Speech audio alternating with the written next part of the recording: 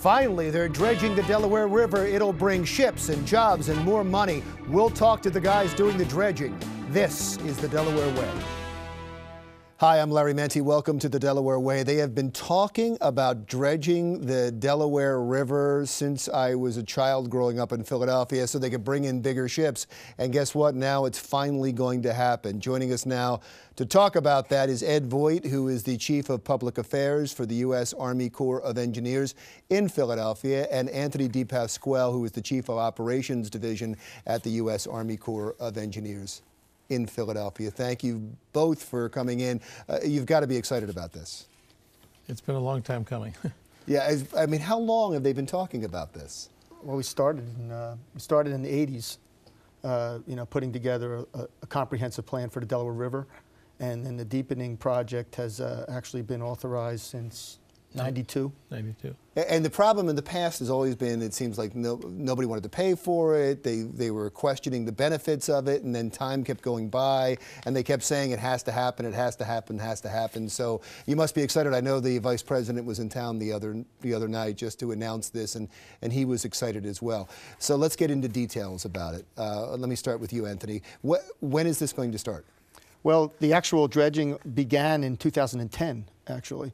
And with the first contract, after we got through the lawsuits in Delaware and New Jersey, but that's not the main part of this, right? I mean, you have a lot of money to spend and a lot of work to do. This coming year, there's a huge piece of the project, and that's the excavation and the blasting of rock in the river, beneath the river, to deepen it 5 feet. And that piece is going to begin in December. Right now, there's work going on in Philadelphia between the Ben Franklin and Walt Whitman Bridge, but again, the rock is the most expensive and difficult portion of the work to get completed. People living around Marcus Hook are hearing this and thinking, oh no, they're going to put explosives in the river near my house. Are they going to feel it? Are they going to hear it? Well, imagine the river's like a giant blanket of covering the blast. So most of the energy from the blast is absorbed by the water. So it kind of muffles the whole blasting issue. And yeah, like I said, they'll hear it like fireworks, but we're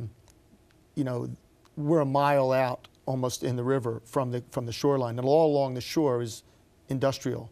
The homes in Marcus Hook are a little further back, and on the other side would be Jersey, right? There's some homes over there. The shipping channel at that point in the river, the shipping channel is only 800 feet wide. Oh, so it's right in the middle of the water. It's not near the shoreline. As you pointed out, most of Marcus Hook by the shoreline is industrial. And there's not even a lot of homes in Jersey over there. In that portion of the river, it's either industry or undeveloped. Near the Commodore Barry Bridge, there's land owned by another dredging company, and there's not a whole lot of, there's no homes along the river. And I'm sure this has been studied for a long time. So there's no adverse effects to the community up and down the river where the dredging is going on. And is there any environmental adverse effects? Well, we've been monitoring since the beginning of the job, and that was a lot of the controversy before the job began. And since that time, we monitor the water going in, the dredge material coming out, the water that comes out of the areas once we place the dredge material up on land, and to date, there has not been any negative environmental impact for any portion of the job. And the latest things that we're looking at are the endangered species in the river, the sturgeon, and protecting them. And we're working with the agencies to ensure that anything we do will not impact them. The economic impact, Ed, could be huge on the area, but I think when you look at the economic impact, you have to break it into segments. Let's talk about the project first. Right. The economic impact of the project itself. How many jobs? We really can't say. We don't know, because there's not a direct link. The economic analysis that we do as a federal agency is very conservative. It just looks at really improved efficiencies. How much more shipping how much more fully loaded can shipping be to use the river, or how many larger ships, that sort of thing. It doesn't look at the secondary effects, because it's a federal project. Federal money, so we can only look at things that are in the national interest. So therefore, just the effects on the national economy overall. All of the things that would benefit the region, they're real, but they're not part of what we're... But they haven't been measured. You don't have a not by us. quantitative analysis of that. Although I think it's safe to say that there's going to be a substantial number of jobs, a lot of people working on this. Right. I mean, if you talk to the non-federal sponsor, who's the Philadelphia Regional Port Authority, they'll tell you that there's thousands and thousands of jobs associated with the deepening. In addition to the, and they're well-paying jobs. They're not, $10 an hour jobs. They're jobs that you can raise a family on, and there's a lot of those jobs and a lot of development that the industry and the private industry is counting on happening once the river's deepened.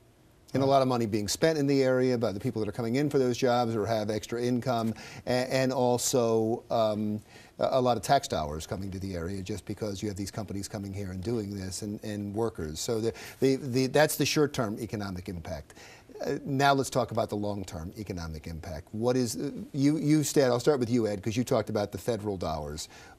What will this bring back? What is the cost-benefit analysis for the federal dollars? The calculated benefit is about, it's 5 to 3. It's around 1.64.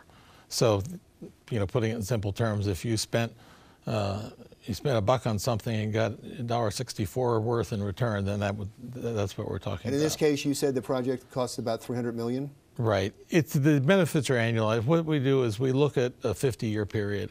In other words, we look at the long term. Building the project plus the increased cost of maintaining the channel, that's the cost.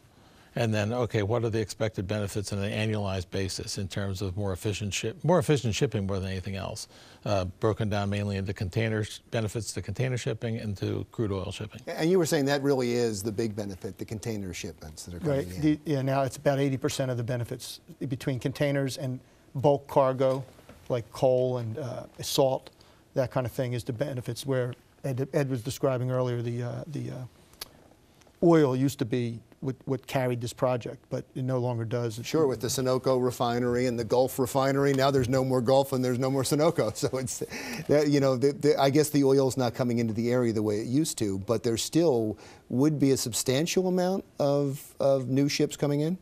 Yeah, I think the biggest thing is not necessarily the number of ships, but once the Panama Canal's widened, there are larger ships that can actually come up the river, and really, with the current ships, they can load more cargo.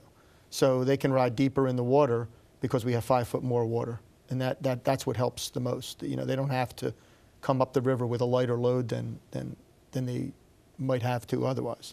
And how about ship making? I mean, that was the big deal with the Navy Yard. If you remember that a Norwegian company came in and bought it and was going to build ships there. And we haven't seen a whole lot of ships coming out of there. Well, they're still building ships. If you look down there today, you'll see 2 large container ships being constructed. And I think a lot of other industry has come into the Navy Yard ship related. There's a shipping repair company, and there's a company that manufactures pieces for ships. So I guess what I was getting at is, will this make it possible to build other ships there because now the channel will be able to accept those ships to come in and out?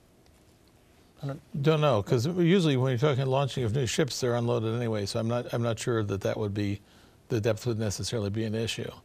Right. The one thing that also, just getting back to talking about economic benefits in the larger sense, is that some of it's jobs and business gained, but also some of it's jobs and businesses preserved. The shipping, it's a very competitive environment up and down the Atlantic coast. And so you have, Philadelphia is one of a number of ports competing for any variety of shipping business. I'm going to stop you on that point because that's a very important point, and that's the next segment. Because the name of the show, as you might have noticed, is the Delaware Way. And we've had several politicians and local officials sitting in the chairs that you're sitting in now. And when they talk about economic development of Wilmington, they start with the ports. And they say that is key to the continual sustainability of Delaware. So I want to talk about that when we come right back with Ed Voigt, the Chief of Public Affairs for the U.S. Army Corps of Engineers, and also Anthony DePasquale, who is the Chief of Operations for the same, as the Delaware Way continues.